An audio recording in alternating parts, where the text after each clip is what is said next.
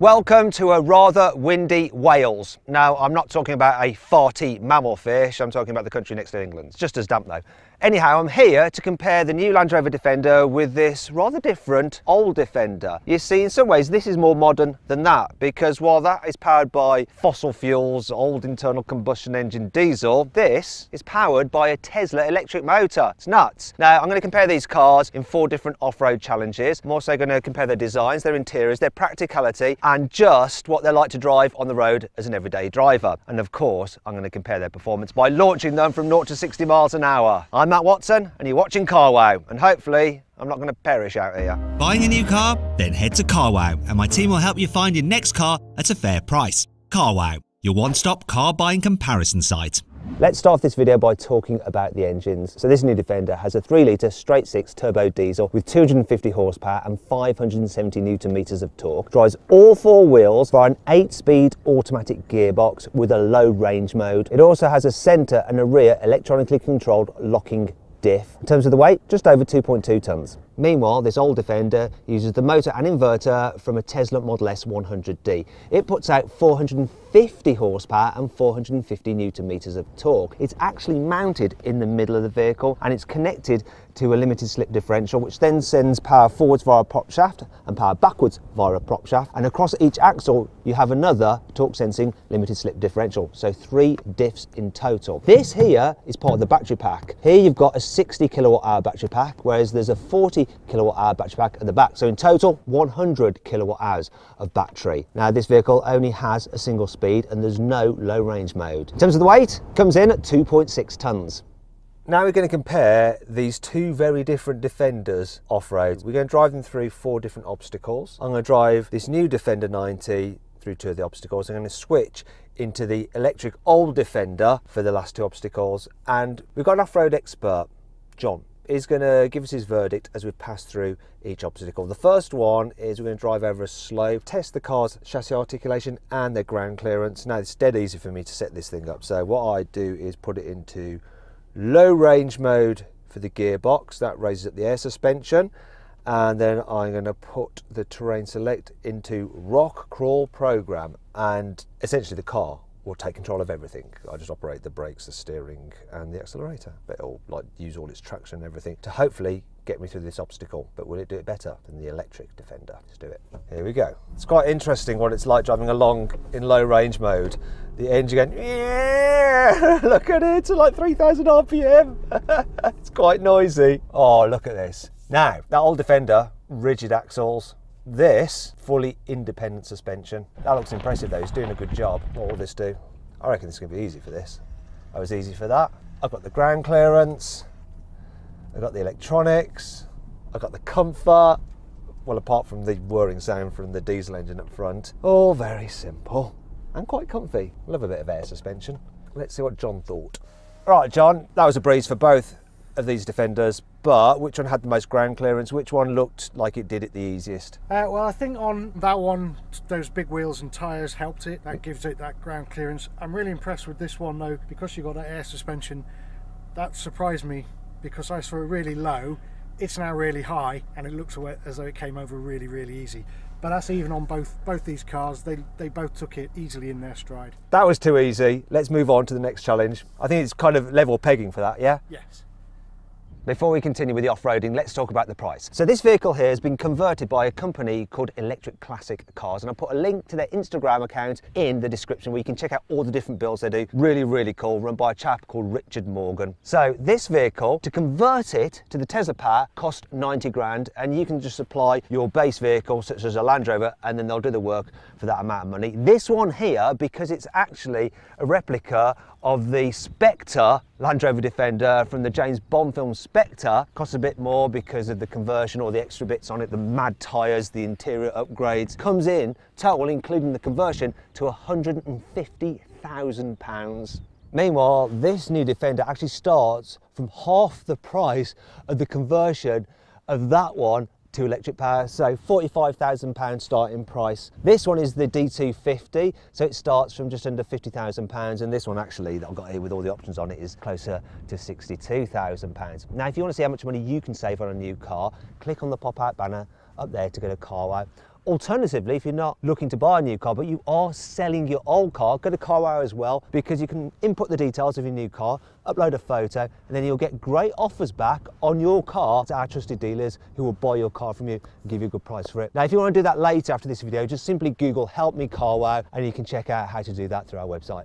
Now, before we go to our next challenge, there's a little bit of a water splash here. This new Defender has a wading depth of 900mm, which is really good. And you're probably wondering about that electric Defender. What happens if you get it wet? Is it all gonna like end up and you're getting a nasty electrical shock? Remember, 400 volts. No, it's all electrically sealed, all the batteries, all the motors and all that kind of stuff from Tesla. The actual limiting factor is the old Defender's electrics, you know? You can probably wade quite deep, but if you sit in water for too long, water will get in and then you won't have any kind of like infotainment system or lights or stuff like that. But the actual Tesla stuff, sealed, waterproof, you could pretty much drive it underwater if you wanted to. Now we're going to the second challenge, which is going up a steep and rocky, slippery slope. So this is going to test the vehicle's traction. Now in this we've got the whole kind of engine, it's reciprocating, so you need a torque converter to mate it to the gearbox and then to the wheels, and you've got an ECU that's controlling the amount of throttle so that you don't start spinning at the wheels, and brakes which will engage to stop the wheels spinning. And there's a lot going on with this, plus the locking discs which lock and unlock depending on what the car's computer thinks we should be doing. But I mean, this is fairly good the way it's just working its way up. A bit jolty at times as you can feel it get a bit of grip then lose a bit of grip, but it's doing a decent job. I'm keeping with him quite easily. Now, one thing I really like about this modern Defender is the camera system, so I can see where I'm putting my wheels. We're going to work our way up these rocks.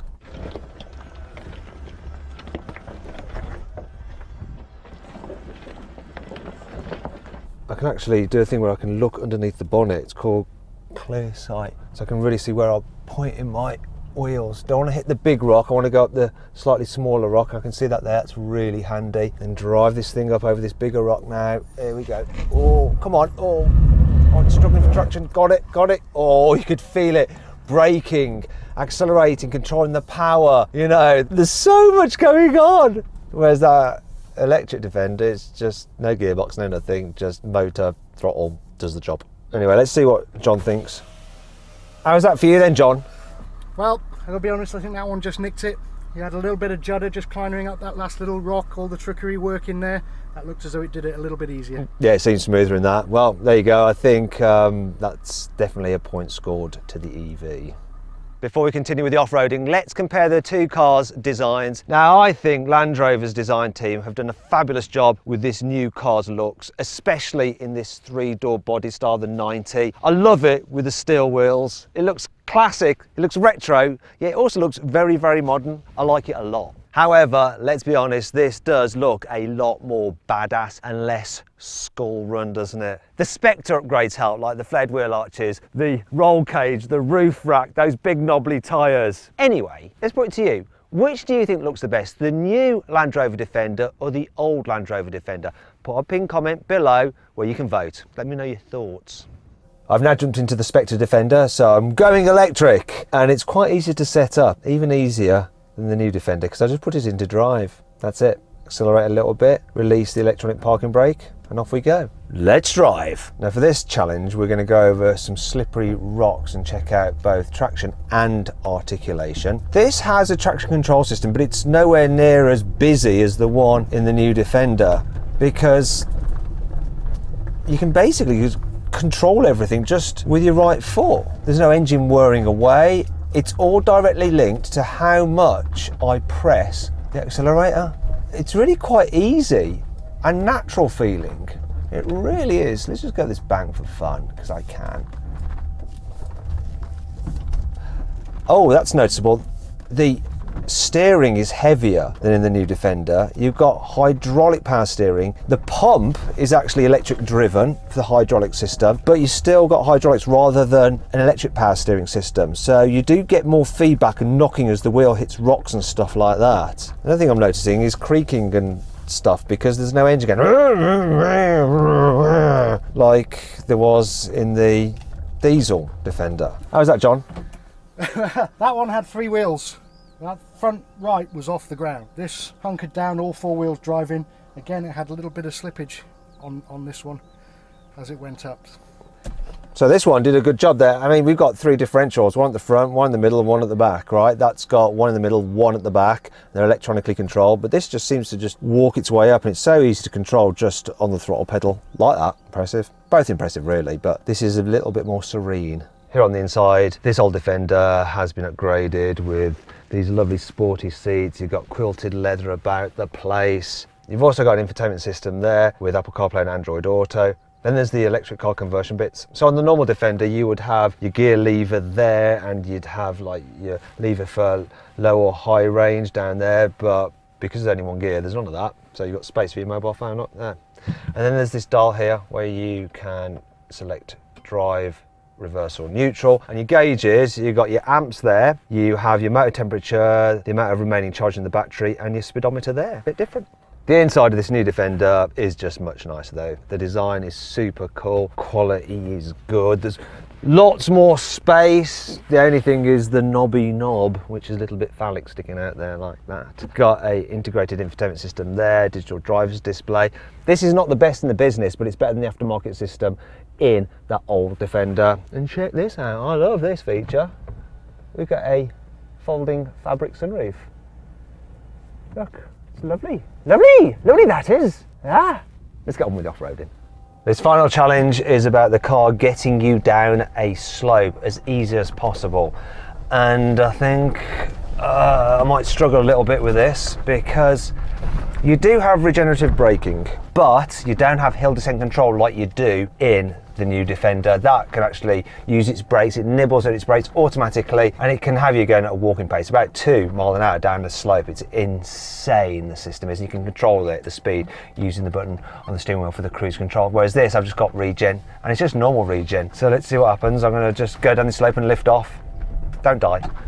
Oh, so I'm regaining lost energy, but it went pretty quickly down there. Oh God. So I've got some energy back into the battery there, but I can just see the other Land Rover, the new one, just going down the slope now at a snail's pace. Yeah, that system's good. It's just nibbling at the brakes, taking it slowly. You don't have to do anything. That's a definite win for the new Defender. They've got a lot of electrical technology on that car, making it as good as it can be off-road. Anyway, let's find out what John thought. John?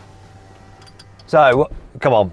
Yep, that's a clear win for the modern Land Rover in hill descent mode. Definitely. This doesn't have it, it's got the regen, but it's not strong enough yet for that. That's what we're developing to have that off-road mode. Okay, so actually I've driven another EV Defender from these guys, and it does have this off-road mode with improved regen for when you're off-roading, and it works like a hill descent control. If you want to see that working, click on the pop-out banner up there to go check out the video.